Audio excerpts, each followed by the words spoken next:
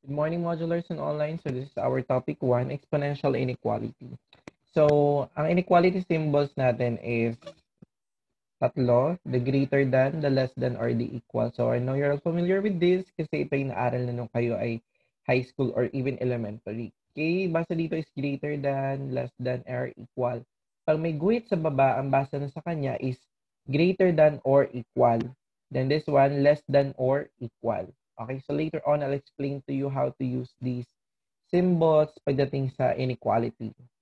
Okay, so let's first discuss the rules of inequality. Let's have rule number 1. If we add or subtract any real number to both sides, the inequality is not changed. So for example, we have x minus 2 is greater than 5. So if we add, since we're solving for x, we add plus 2 on both sides of the inequality.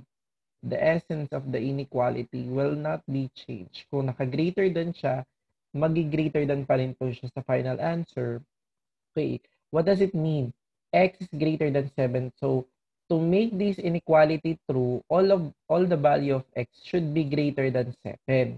Okay, ibig sabihin, sino yung mga greater than 7? We have 8, 9, 10, pataas na. Okay? Pero yung 7 itself is not included kasi pag ginawa nating 7, yung value ng x, magiging 7 minus 2 is greater than 5.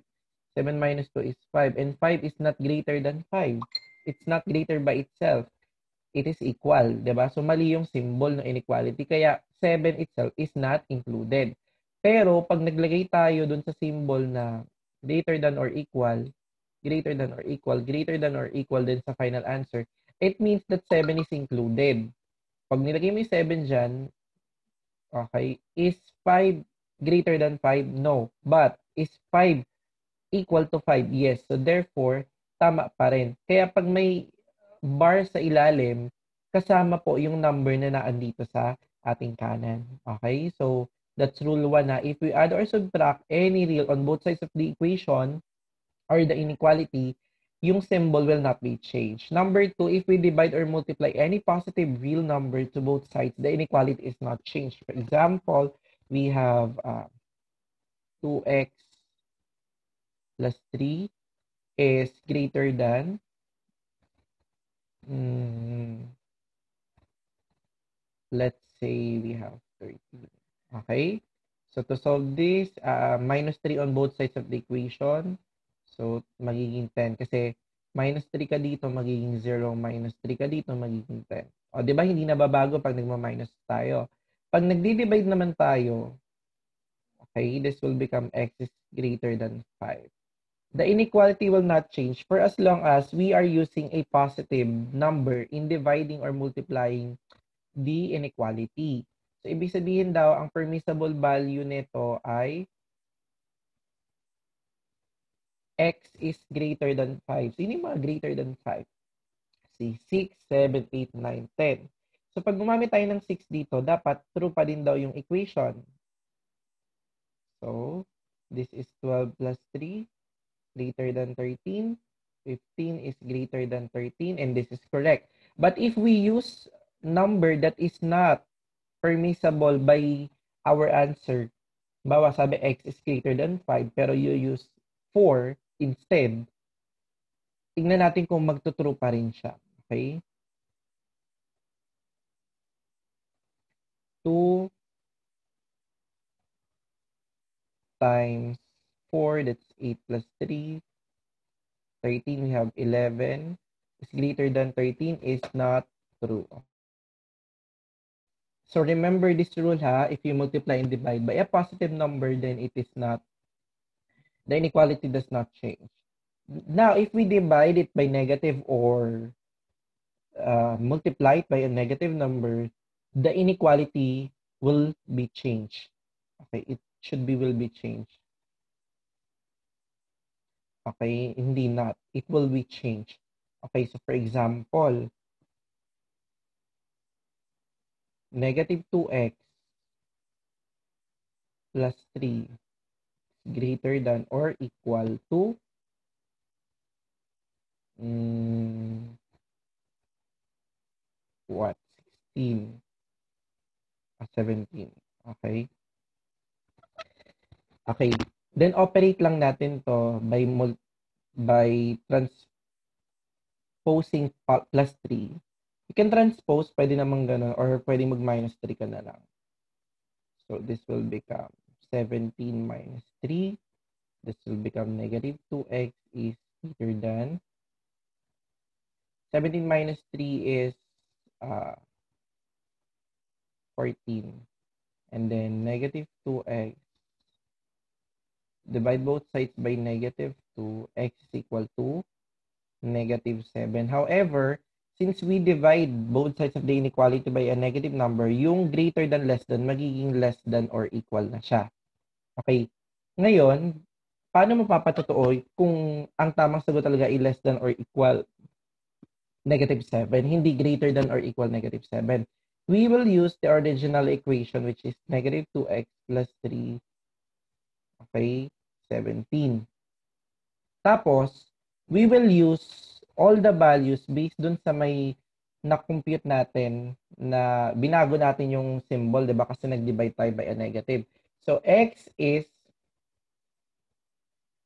less than negative 7. Sino yung mga less than negative 7? Si negative 8, negative 9, negative 10.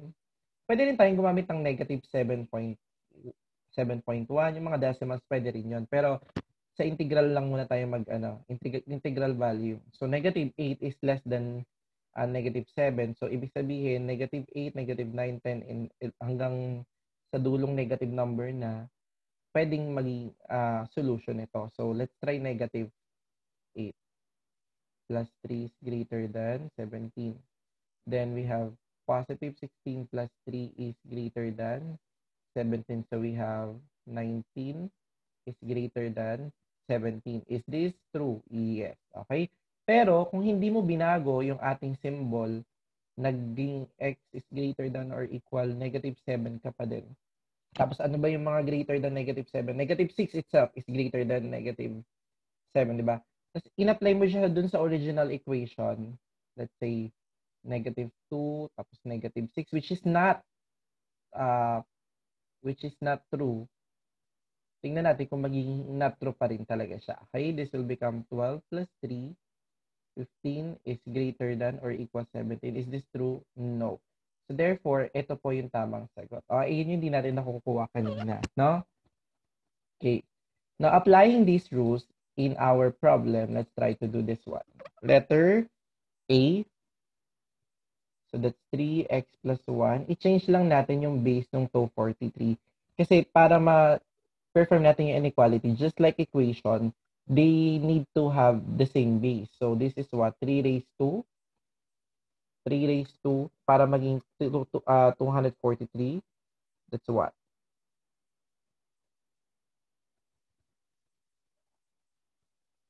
3 raised to 5. Okay? And then, equating this exponent, since pareho naman na sila ng bases, ikunin na natin yung exponents. Since inequality, sige, para hindi tayo malito, wag na tayong gumamit ng equal sign. Gumamit na lang tayo ng greater than, less than. Then, transpose mo lang siya, maging 5 minus 1. X is greater than 4. Ibig sabihin, all values of x's are possible if x is greater than 4. Not including 4 kasi wala namang equal sign sa baba. Let us check x plus 1 greater than 5 daw. Tapos ano yung mga value ng x dito? X greater than 4. So 5, 6, 7, 8. Yan yung mga pwede. At ang mga hindi pwede, yung mababa kay 5. Si 4, 3, 2, 1. Okay? Pag ginamit mo si 6, 6 plus 1, 7 is greater than 5. So check. Diba? Pag ginamit mo yung mababa, let's say 4, 5, 4, 3, 2, 1, 1.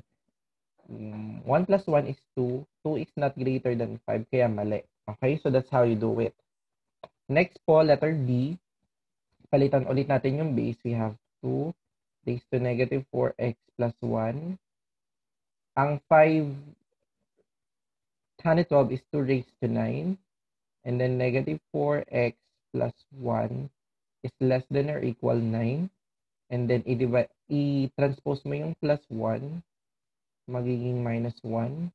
negative 4x is less than 8. Divide both sides by negative 4.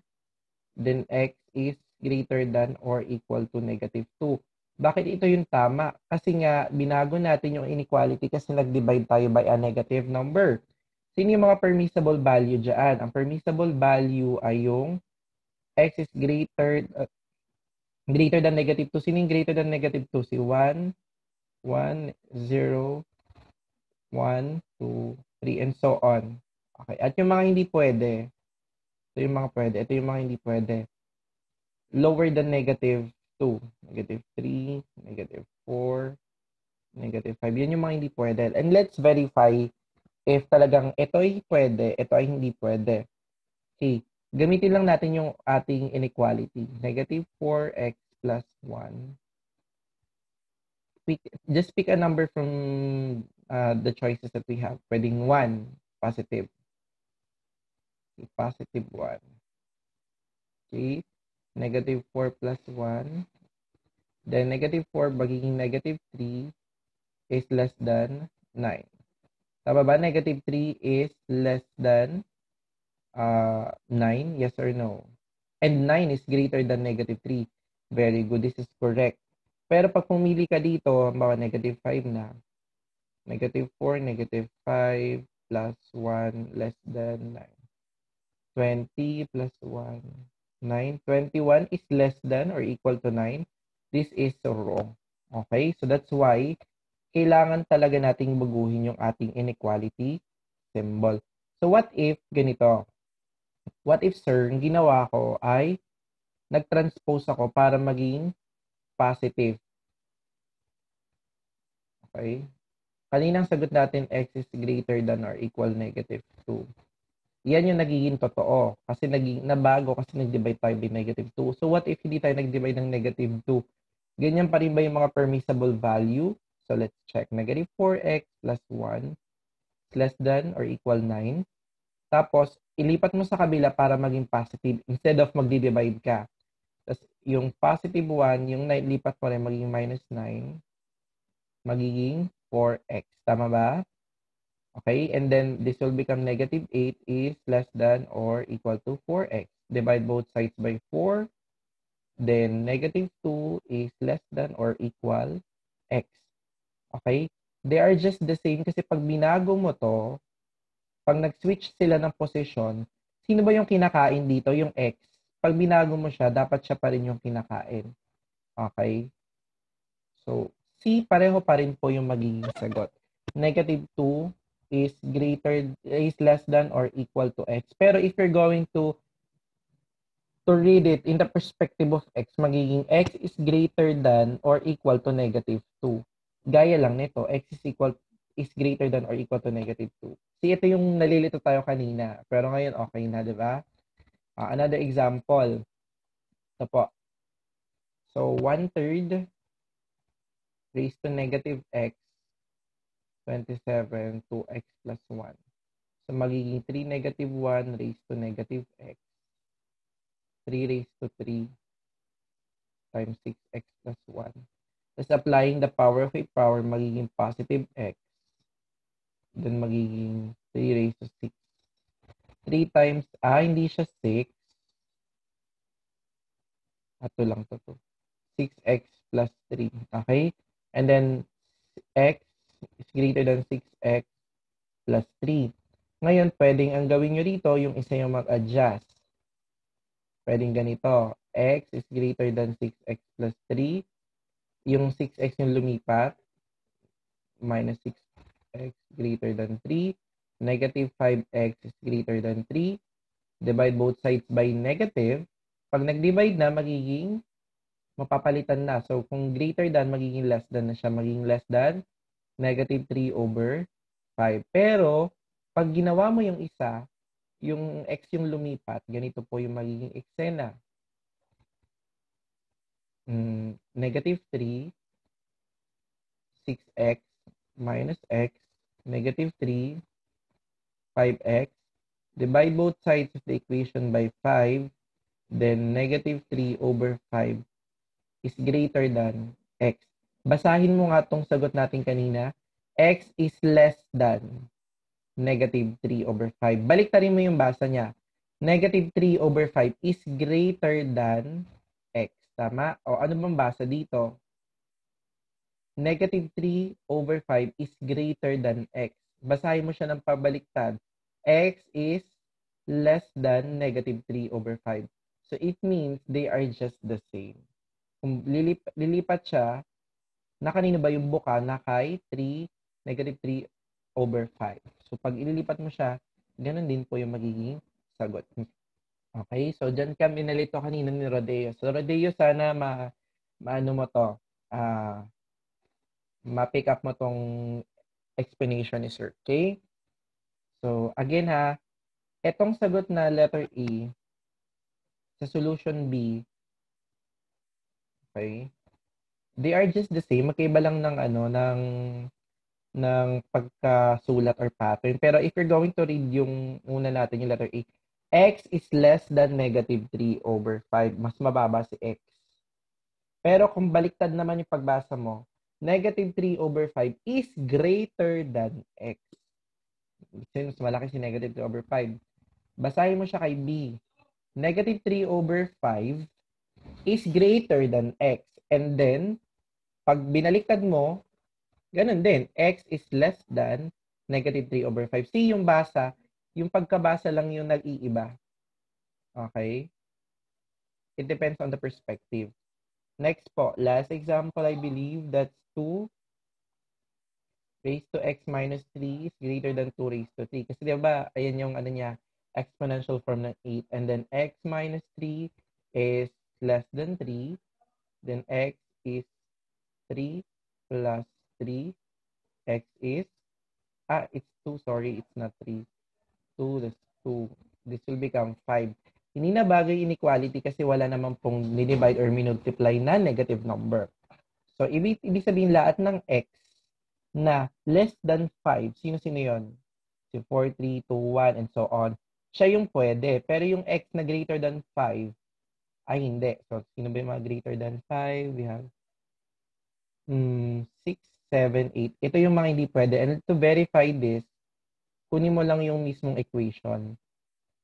Bawa, yung mga pwede, 3. 3 minus 2 is less than 3. 1 is less than 3, which is a correct statement. Pero pag dito ka kumuha sa mga maling option, magiging 6 minus 2 is less than 3. 6 minus 2, 4. Is 4 less than 3? No, mali yung statement. Kaya ito ay mali. Okay? So I hope naintindihan niyo yung inequality. Tandaan niyo lang yung rules ng inequality. Tapos again, guys, exponential, kailangan same basis. So thank you so much for listening, Modulus and Online, and see you on our video too.